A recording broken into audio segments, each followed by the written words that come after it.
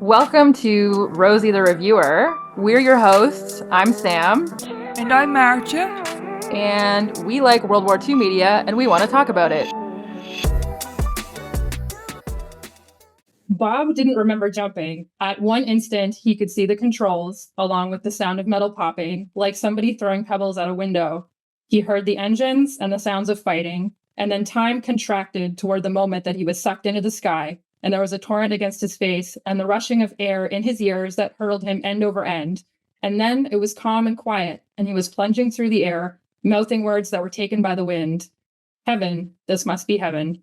That's an excerpt from The Freedom Line, The Brave Men and Women Who Rescued Allied Airmen from the Nazis During World War II by Peter Eisner. It was published in 2004, about Bob Grimes, who was an American pilot shot down over Belgium in October of 1943. Today, we're going to be talking about Eisner's book, about airmen like Bob Grimes who were shot out of the sky and survived, and about escape routes like the Comet Line, the largest of several networks in Nazi-occupied Europe, wherein ordinary civilians risked their lives to help downed Allied airmen escape to neutral territory and safety. And we have some guests for this podcast today. With us are actors Bailey Brook, who played Sergeant Charles K. Bailey in Masters of the Air, and Guy Alexander, who played Sergeant William Quinn. Welcome, guys. Thanks for being on the pod. Hey, thank you for having us. Hello, thank you. So cool. So we've met before. Nice to see you again. And You too. we heard you guys are nerdy, so we wanted to talk to you about some nerdy stuff. Cool. Love that. Yeah, man. Some context for those who haven't seen Masters of the Air, like my mother who listens to this podcast. No, come on. No, she's got to watch it. She's got to watch it. Yeah. Bailey and Quinn are on the same flight crew. They figure in Masters of the Air, but they're, of course, real people as well. They were on the same flight crew. Their B-17 bomber, Alice from Dallas, was shot down August 17th, 1943 on a bombing mission to a Messerschmitt fighter plane factory in Regensburg, Germany. So super topical for the Freedom Line and what we're going to be talking about today. Just to start us off, could we put you on the spot to tell us a little bit more about your respective characters? Bearing in mind, like I said, that a lot of people may not have seen all of Masters of the Air or might need a little brush up. And what did you learn about the real men, if anything? Okay, so I play Sergeant William Quinn, as just previously mentioned, and he was a radio operator, specifically in the B-17. And he was from a place called Spokane in Washington State. He was actually, for this particular mission that you just mentioned, the Regensburg mission, he, as far as our knowledge is aware, he was they call it replacement on the crew. And that happened when a person had to drop out from the regular crew and they had these guys step in. So Quinn was a replacement for that particular mission. It's escaped me what number of missions that was for him, because it got to a point where you could leave the Air Force after you'd done a certain number of missions. But he was pretty early on to his tenure at that point. And yeah, I'm glad to say I'm now in touch with Quinn's family. Quinn's son, Corey, now also lives in Seattle, Washington State, but still in the same state that they were back in the day. And I played Sergeant Charles K. Bailey, who was the right way gunner of the same plane. Alice from Dallas, again, as mentioned. He was from Oklahoma, a little town called, I never learned how to say it, it's either Winewood or Wynwood, but a little town near Oklahoma. He was one of the original crew, and I don't know what mission it was as well, but I get a vague memory that it was in its 10s, but not 25, because that was the first step until they increased it or something like that. But yeah, he was eventually down. They went up to 50. Yeah, they just kept pushing it up, yeah, terrible. But yeah, and then he landed with a few of the airmen and then made it back through the Comet Line in real life. And you kind of get to see some version of that in the show, in particularly episode 4, which is cool. Yeah, really cool. Thanks, guys. Did you have any pre-existing interest in World War II? Did you learn anything researching for this show that surprised you or that was really cool? Well, I think me particularly, I really enjoyed studying World War II in school, but we focused on sort of the very broad aspect of what World War II was for the world. But this show in particular, when I joined it and specifically found out about Quinn's story, as Bailey briefly mentioned about the Comet Line and how we ended up back, that was a part of history that I knew nothing about. And diving into it for this was a great joy, because it allowed me to realize that there were these incredible women who were sort of championing and rescuing so many downed airmen from both the US Air Force and the British Air Force, and bringing them back through to the UK, staring death in the face every single day, but successfully doing it. And they were so young, he's 18, 19. And The Freedom Line was a book that I read, for research. And that's a great pleasure in this part of history that I knew nothing about. And I don't think enough people do know about it. Yeah, I agree. And similar to Kai, in school, I was a massive history nerd and did that in A-levels as well. But I just loved it so much. But the focus with us was, the events kind of leading up to it, not necessarily the nitty-gritty of the sort of the war period, but just how America got involved and potentially why, and for what reason and whatnot. And then kind of like the post-war Germany with the effect of the Soviet Union and America in there, to kind of like butting heads over this land that was now Germany, this reformed country, if you will. So with this, I learned everything around it, but nothing particularly about the events that transpired in World War II, particularly the airmen, the Air Force. I never knew anything about that, so it was fascinating. But I'd seen a lot of war films. I mean, I grew up from the age of like 5 watching films that were way too above my age rating, but including, like you say, Private Ryan's and Band of Brothers, and all these brilliant war films that tell you the stories of these brave men. But as Kai mentioned, what you don't see very often is the sort of subplots, if you will, of the Comet Line and the brave young, particularly women, but also men, who risk their lives within occupation to get the airmen back to the country safely. So that was just, it was gorgeous to be able to explore that on this, and that was definitely brand new to me. Yeah, that's always the piece for us too, right? Like, we love talking about women's history around World War II. And I'm always finding new stuff out, and I feel like I've read so many books and done so much research, and I'm constantly finding out new things that just didn't get any light shed on it, Absolutely. And then you got to be a part of a show like Masters of the Air, which must be really cool. You're a history nerd. And Absolutely. I do have a question about this, and I kind of already know the answer because I've been on tour with you. But as far as I know, your roles grew quite a bit since you were first cast.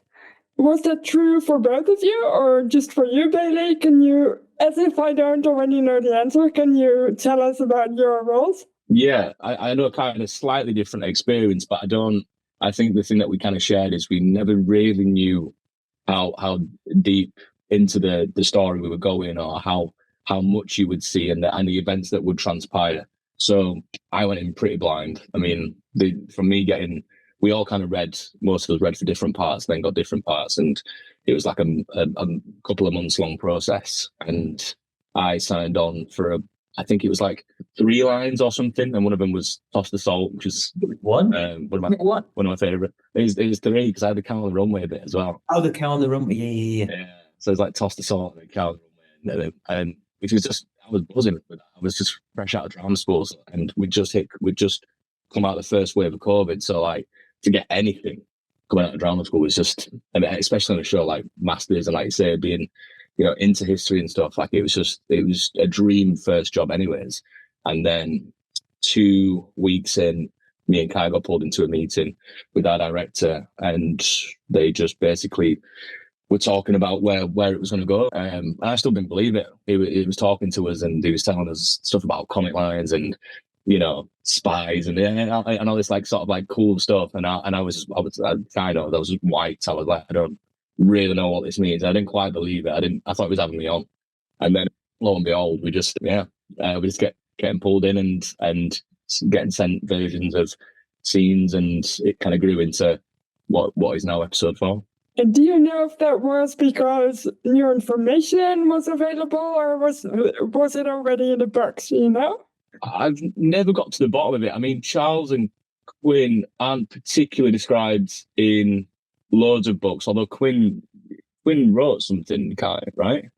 Or am I making that up? I don't know how much they had to begin with. I found that mission report and I shared with you, that was halfway through. Yeah. And that was of my own, we found it ourselves.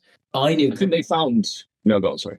No, I was going to say, I knew coming in there was going to be something. I didn't know to what end that was going to be. So it started being created. Quinn was very new when I auditioned for Quinn. So I knew at that point there was going to be something. I didn't know what it was. I didn't know what the story of Quinn was, because even when I read through it, I had Quinn and I didn't have William Quinn. So I couldn't dive in specifically to who he was. So I knew there was going to be something, but I didn't know specifically what. Right. So no rabbit holing for you then beforehand, just during. Bailey and Quinn are fortunate enough to encounter sympathetic civilians who hook them up with members of the escape network. And in what I would say is a pretty memorable scene, Quinn is told that if he turns himself into the Germans, he'll merely be taken to a POW camp. But if he gets caught trying to escape, he might be shot. And the Germans considered anyone wearing civilian clothes, whether they're dog tags, to potentially be spies rather than combatants. If that sounds illegal, kind of. So I would just love your thoughts on why airmen or so many airmen anyway, would make that extremely risky decision. I know we can't know for sure, but what are your thoughts on why Quinn did? I think ultimately, when you land, you're in danger, and you are, we're there in the air. We're fighting for Western civilization. So to be captured by them, I wouldn't say is ever, that's not your immediate thought process is to escape. And I think everything is new every single second that you land, because you're in a place where you don't know, you've never been there before, and there are so many variables. And I think you just constantly, step by step, taking each moment as it comes, and some are fortunate to end up one way, some I don't think you ever have a conscious choice when you land to go, I'm going to do this, I'm going to do that. I think steps and things lead to each other. I was just thinking about the fact that they didn't even get any parachute training. You might land, and after your first time ever jumping out of a plane and you don't speak French or Dutch or German. Yeah, that's an interesting point, actually. I'd forgotten that. And when we actually, there was a parachute jump that didn't make it into the final cut that we did. And one of the interesting things about it was remembering they didn't, that jump itself, that landing was completely new to him because they hadn't done any parachute training. So it was all like, to not know what you were doing was a really interesting thing to use.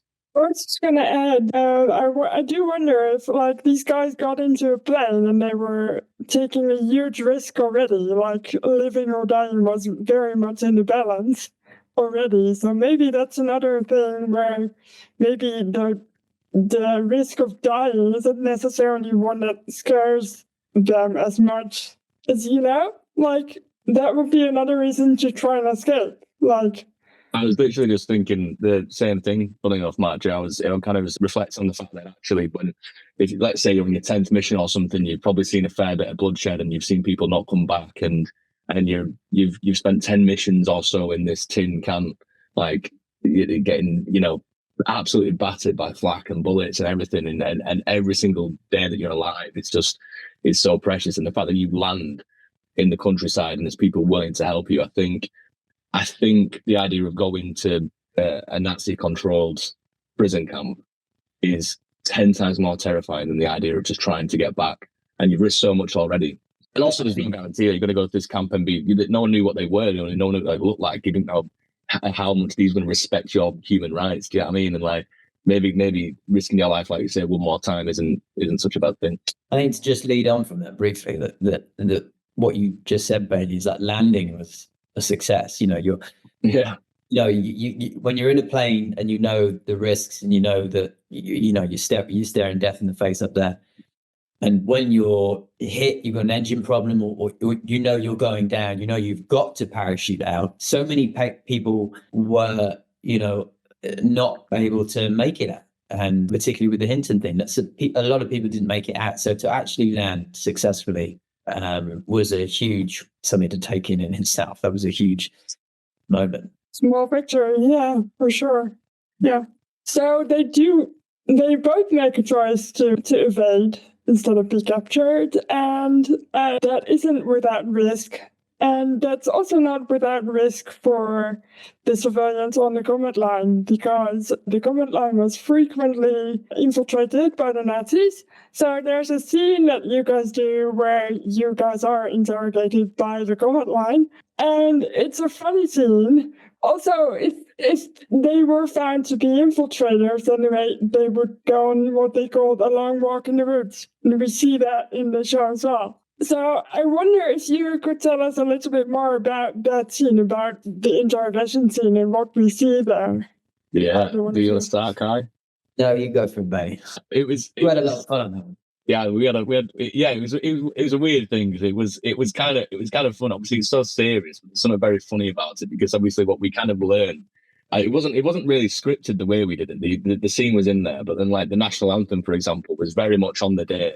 We thought it was a joke, and then Carrie, the director, was like, no, we go learn it. It's like I think he said to Barney, who plays Bob, learn it perfectly. Me, learn it incorrectly. What did he say to you? We didn't. He didn't say anything. No. I learned it incorrectly. Yeah. Whether I didn't hear it or not, I didn't remember. We'd started shooting the previous first section of the script, which is the interrogation, before we get to the anthem. And then we got to say, okay, let's sing the anthem. And I was like, yeah. Okay. Yeah, whereas like, and to be fair, Barney's credit, got a fantastic actor. But he learned it word perfect in about maybe 30 minutes. Like, it was insane. And I couldn't if I tried. Luckily, I got the better end of the stick and had to learn it incorrect anyway, so I struggled through it. But it was more of a case of like, we looked around and I think Carrie asked the crew, was like, Americans in here, like, how well do you know the national anthem? And people were like sort of between like 70 and 90%, but there's an uncertainty there anyways. So there's a kind of proof in there like, of the fallible human, the fallible American, like sort of getting it wrong too and struggling. And you see Quinn kind of like, trying to remember through it a little bit, and then Bailey kind of doing the same thing, Barney getting it word perfect, or Bob. But it was really, really fun. And like the questions about baseball and stuff like that, those were the sort of questions that they asked, because it was more about like culture rather than, very scientific questions, if you will. It was more about proving if you're American by the way that you are, and not, what you've been taught or things you've learned to say. It's very smart, and it comes across as very funny, and it is a very funny scene. But actually, I think there's a lot of beauty and intelligence behind it. Yeah, the Comet Line had a British lady helping them identify like errors in the English to see if there were any Germans in the Comet Line. And it's so wild to me that stuff like that, it's stuff you don't think about, but it would give you away, even just being too perfect. There's a wonderful little detail on the paper, the 7. And I wasn't aware of this until they asked, because we did a lot of, because obviously there's the shot of me, my writing. And I actually naturally write a 7 with a line through it. And that is a German 7. And that's a little detail that's in there. What? So the 7 with a line through it was a German 7. So Barney, who plays Bob, does that. And that's one of the little giveaways. I didn't know this. I also write a 7 with a line through it. I'm not German, but I am Dutch. So whether it's specifically German, but it was not non-American, yeah, I suppose. Cool. That's neat. It reminds me of not to plug another film, but Glorious Bastards, when he does the German 3. Yeah. It's a bit like that. Yeah, that's really neat. They would have problems too, right? Because before the war, Hitler had issued a call for all Aryans to return to the fatherland. And so there were men who had grown up in the United States who had gone back to Germany before the war. And so they would have spoken perfect English. They would have known the answers to a lot of these questions. So true, yeah. And can you remind us what happens to Bob? Yeah, Bob suffers the consequences of being an infiltrator, which there were so many of, as is discussed in the Freedom Line, because it was so successful. The Nazi regime was so determined to bring it down, and they were constantly trying to get people in there to tear it apart, to expose it, to understand its workings. So this was something that they were used to and what they were trying to discover when they interviewed us and interrogated us. And Bob's head explodes because of it. Bailey's blonde detail and Bob's head explodes. Okay, that was a stage direction. That was the action. Instead, I just remember us hyperventilating when we saw God, we did. that. Was so funny because we were sort of there watching that. The shot of us turned around is like, whoa, what's happened? And we did that quite a few times, and we were sort of doing this. I think it said in the script like heavy breathing, or Heavy breathing. Yeah. and we've done this a lot of times. Sort of, it's really sort of gasping, and then we were about 10 takes in. And I turned to Bailey and I go, "Hey, I'm feeling a bit funny," and he goes, "Yeah, feeling a bit dizzy." I was like, and then we did about another 5 takes, and by the end of it, I think the shot of us that they used was us like Nearly dead. completely like dazed because we sort of starved ourselves of, is it oxygen? Do we starve? Yeah. Yeah. Something like that. Oxygen. They said it was something. Yeah, and we were like the science. We didn't do science very well, as you can tell. Good history. Yeah, we don't know how it was. History nerds, not science nerds, unfortunately. But yeah, we were spaced out at by the end of it. Yeah, I turned to you and said that I couldn't feel my lips. Yeah. It was good. It's definitely a really, when he gets shot, it's very startling to watch. I'll tell you that. But that's it. I kind of wish when we watched that episode that I could have like not known. Do you know what I mean? Like, I mean, that's the problem with being in it, I guess, in it. Like, it's such an honor and privilege, but bloody hell, like to watch that without knowing. I'm reading it, obviously, it was a bit shocking, but seeing it, dude. And when we were there, obviously, it did.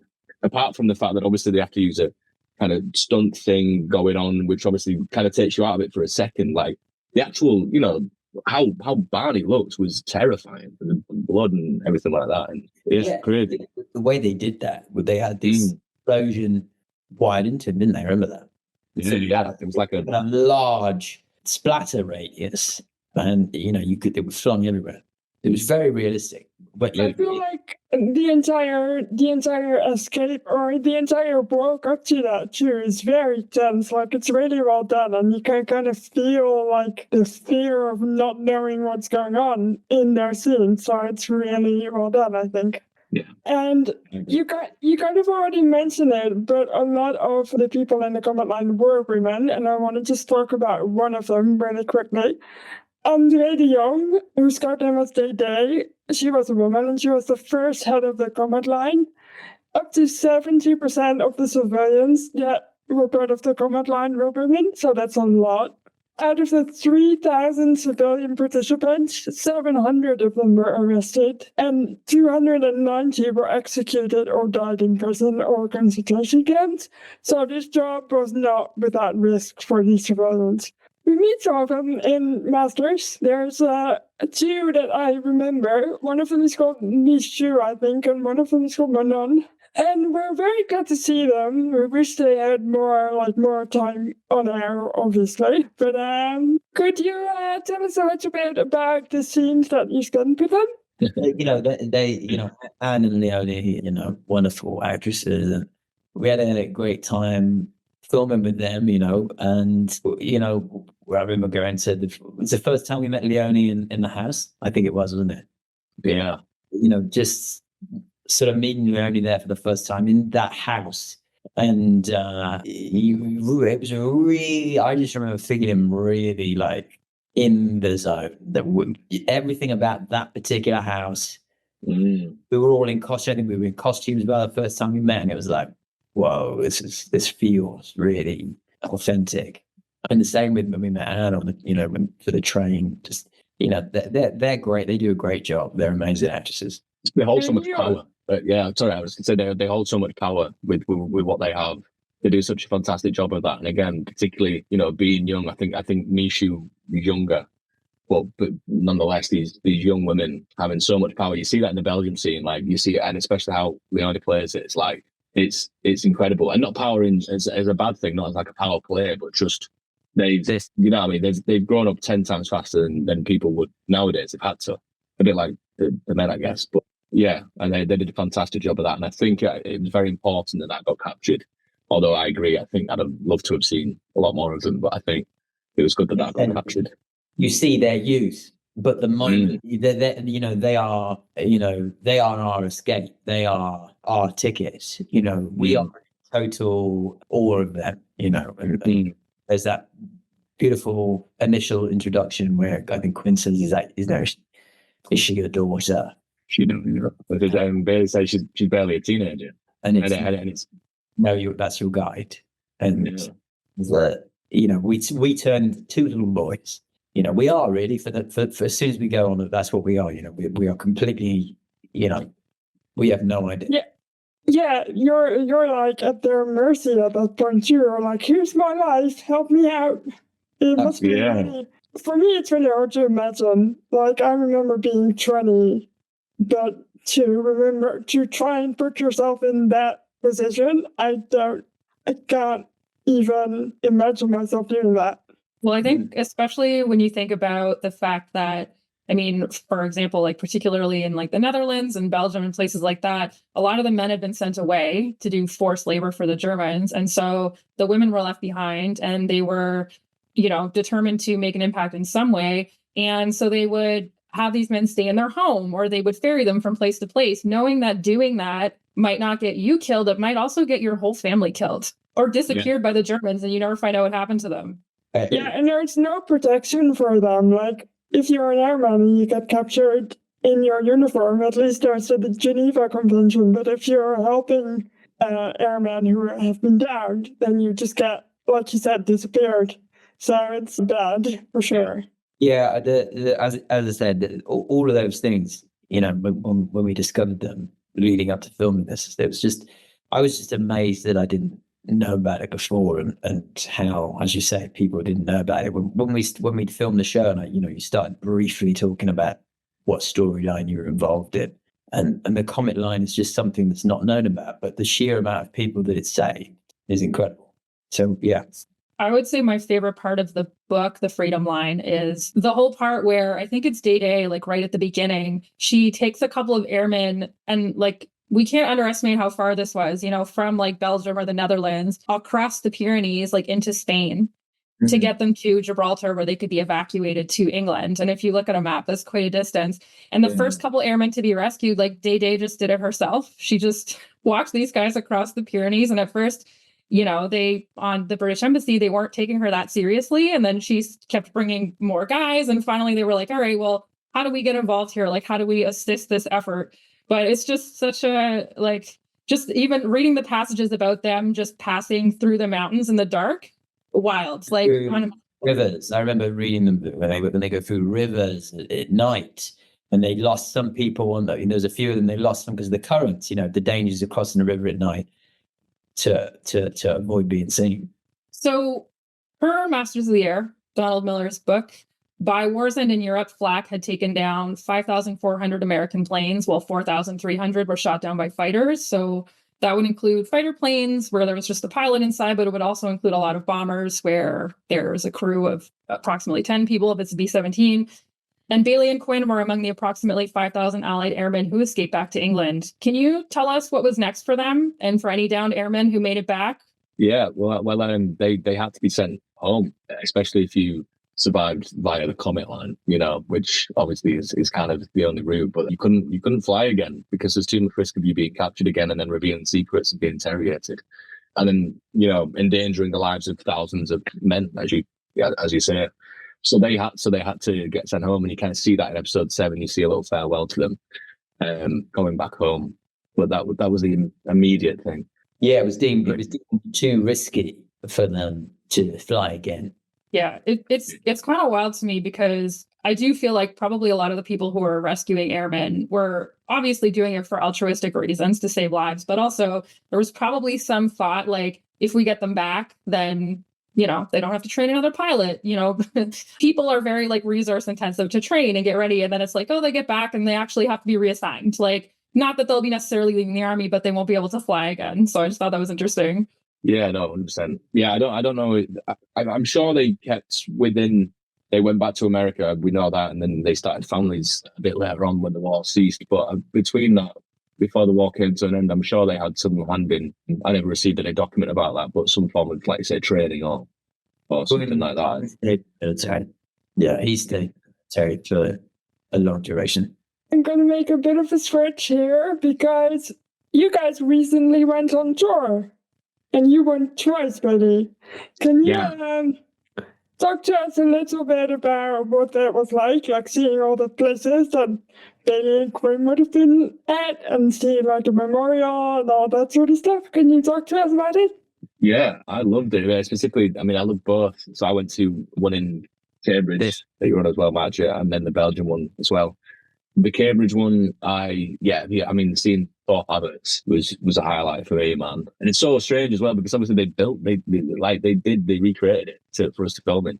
So it was seeing the real thing and kind of looking at the hard stands where these guys actually were. It was mental. Like you're just watching like the show and then also a version that you kind of created in your head, just kind of blend into reality when you're like looking around. It was amazing, man. Even the sky around there in the Norfolk sky, it was so surreal to be there. So I was very grateful to be invited onto that. And the Belgian one particularly cool. Yeah, I'd never been to Belgium before, so a new land for me, which is nice.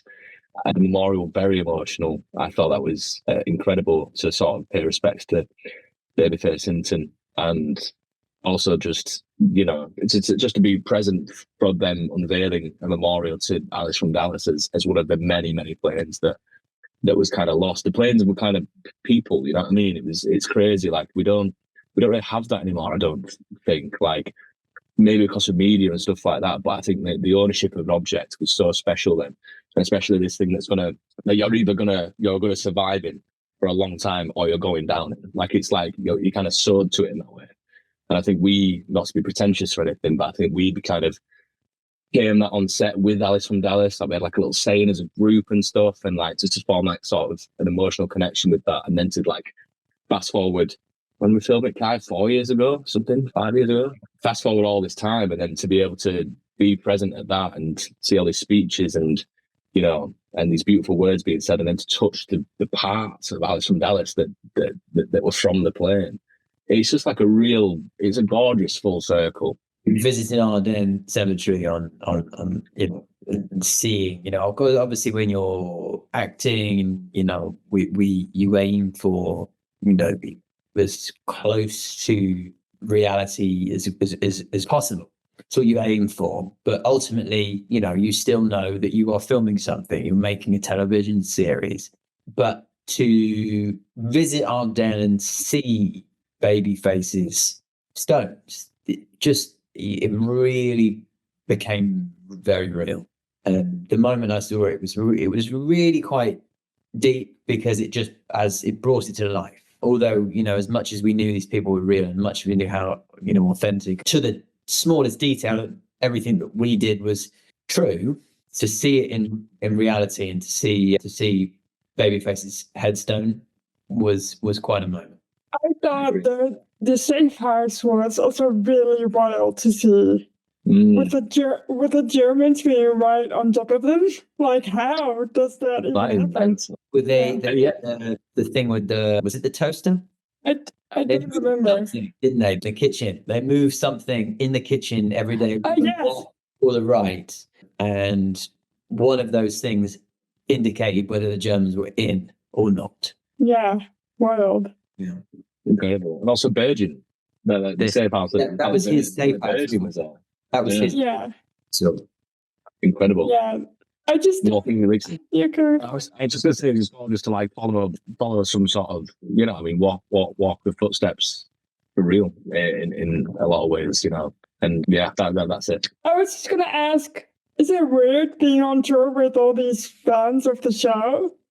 But also, wonderful. I don't know if you realize, but they're such nerds. Like all of them are such history nerds. So it's amazing to see so many people, like I said, go into this with the story that we are able to tell. I wanted, one of the most amazing things that we could do was to bring this story to more people.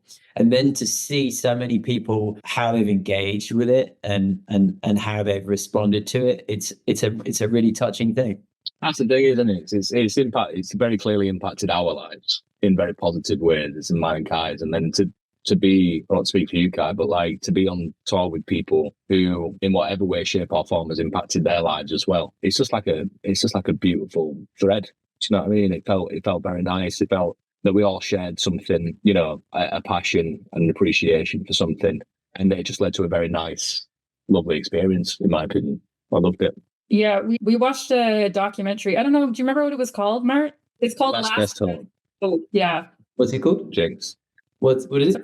Last Best Hope. Last Best Hope, and that's a documentary. Yeah. Yeah. That's the one.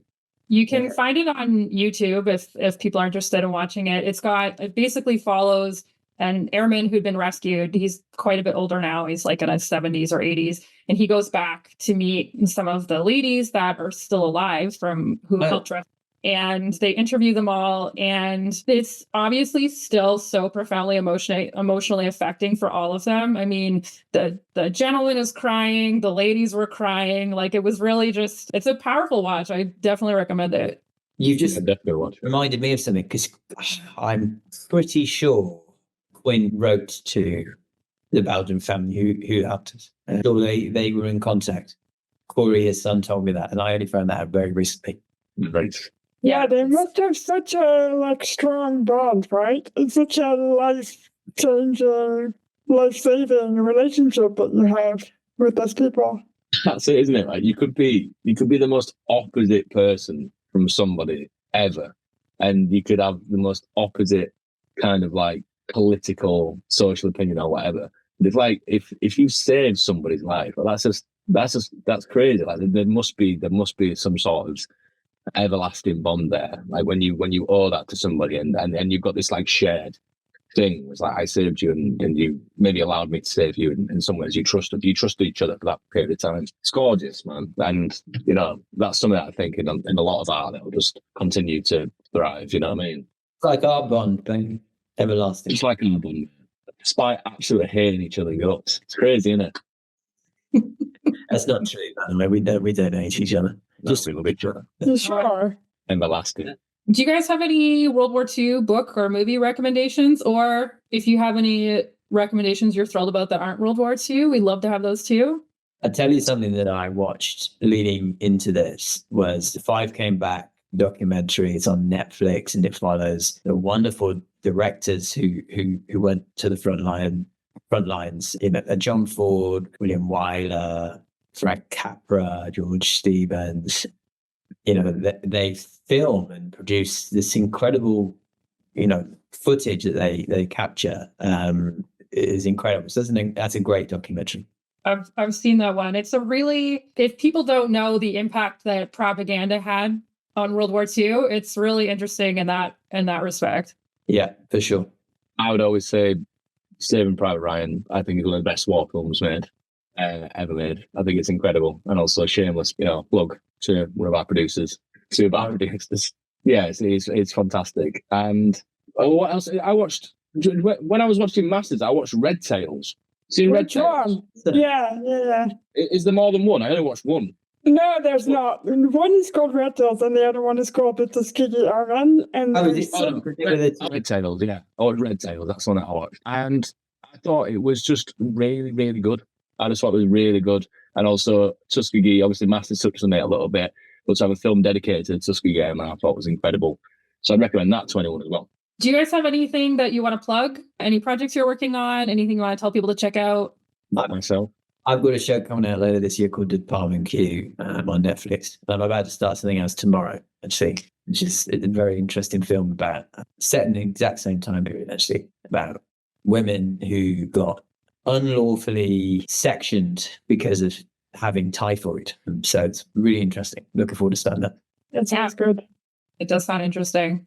Yeah, very cool, mate. Yeah, it's a story, actually. They only found out much later on in the years. It's based on a BBC Newsnight expose, which I think was from 2008, about that. And there was this place in Epsom, which was an asylum, and they just sectioned a load of people for having typhoid.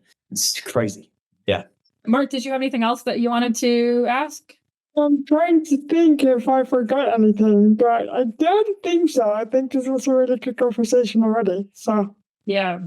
Well, thank you so much, Bailey and Kai. This has been great. Thank you. You can watch Masters of the Air on Apple TV. You can follow Rosie the Reviewer wherever you get your podcasts. You can rate us 5 stars if you want to.